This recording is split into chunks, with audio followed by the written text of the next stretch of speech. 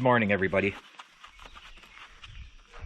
Mike here from Northeastern Dirt Property Maintenance. I got that rotary cutter, that Bush Hog Squealer rotary cutter out of the shop, and now I'm just putting a little dripless amber under it. Now,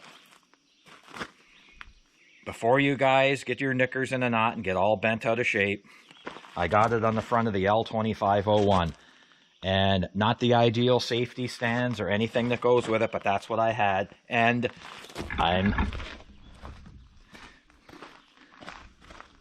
I got her tied up to the bullhorn up top with a synthetic strap and a heavy synthetic strap up there too, right around there. I know those can be famous last words if something breaks, but that's a chance you take sometime. So I did the best I could to prevent that. And anyway, what I'm doing now, I'm covering this thing in dripless amber. And dripless amber here, this is just a rust-proofing, paraffin-based dripless amber, and it holds good. And it's a paraffin-based oil, and when you look at it, it goes on clear, and it does a nice job. I've been using it for years. So all I do is I paint it on with a brush, and I just want to rust-proof this thing underneath. And then that'll be that.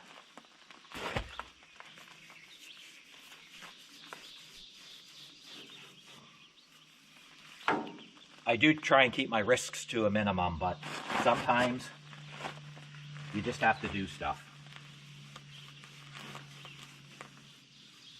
You do what makes you feel safe.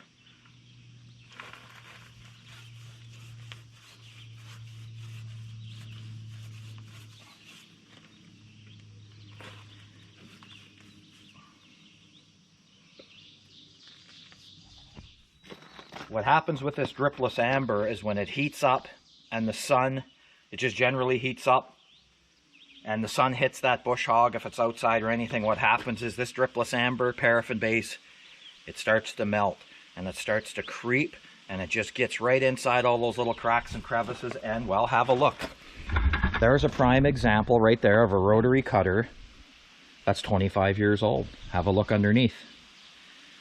And that's just what you get. And you don't necessarily have to use this. You can use even used motor oil. It doesn't matter. It doesn't matter. Just stay on it.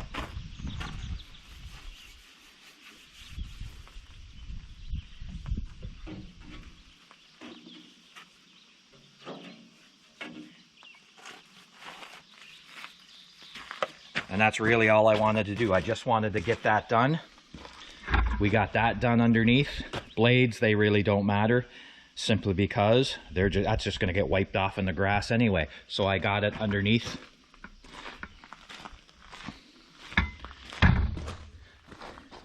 Looking pretty good.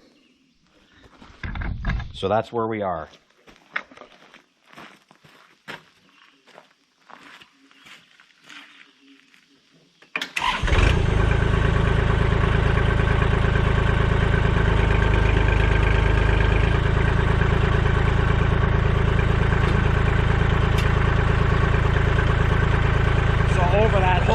Of me working right there, it did drift down slightly in the last 25 minutes. That front end loader or that bucket curl did slightly drift down a little bit, not much, but a little bit.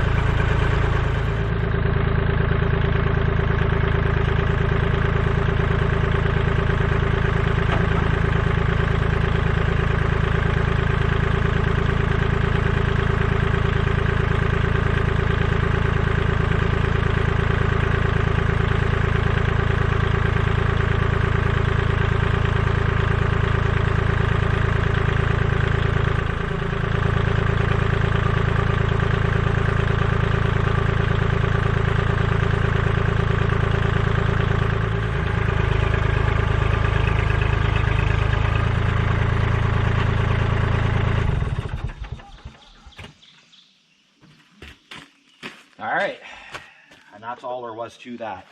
Just a little bit of painting that on, and just to give you an idea of what we're working with here. Synthetic nylon sling, in good shape, just in case you're curious.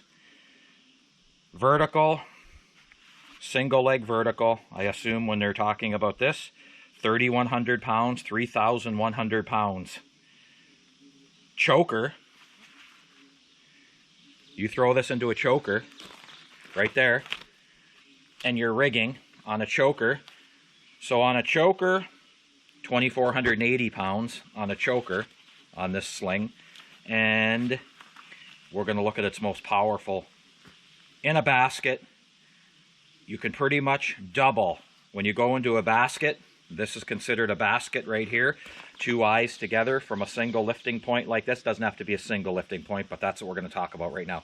Single lifting point, there's a basket right there. That's considered a basket around your load and back up with both eyes. That's a basket. You can double the lifting performance of this sling from a single leg vertical. So if we said a single leg vertical is 3,100, single leg straight up, right there, there's your load, there's your crane, straight up 3,100. You can double that in a basket. So a basket goes to 6,200 pounds right there. As soon as you basket that, you got double your load right there in a basket. So just an idea of what these slings can do. And they're great. If you don't want to mar a finish on something and you're not working with caustic chemicals or paints or any solvents, you don't want to get these things here, any salt or sharp edges. Other than that, you know what? These synthetic slings are great. If you don't want to mar a surface, scratch a paint, whatever, that's why I love synthetic slings. I'm more pro, even when I'm towing or pulling. You won't see chains in my truck for pulling my big truck or even my Nissan if you were. What I like is synthetic tow straps, something that have some give to them, but yet they're strong and they don't shock your system. Back to this. So we got that thing all oil sprayed and painted up. Oh, it looks even better in the light. What can I say? So we got that done. I'm going to touch a few spots maybe in the outside with on that fresh paint on them bolt heads. I'll probably hit those with a little bit of crown, and that's it.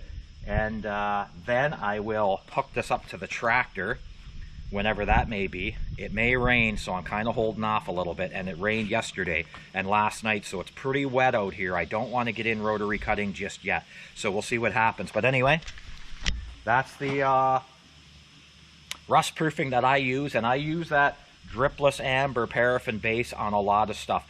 You take your utility trailers or anything sitting outside underneath that may be in some long grass, you know, and the moisture and the dew tend to stick to the bottom of the steel, which is a bad place to store stuff in high grass. But anyway, roll it over, paint the whole bottom with dripless amber, man, and then chase it. It works good. Okay, thanks you guys for tuning in. I'll talk to you in the next one.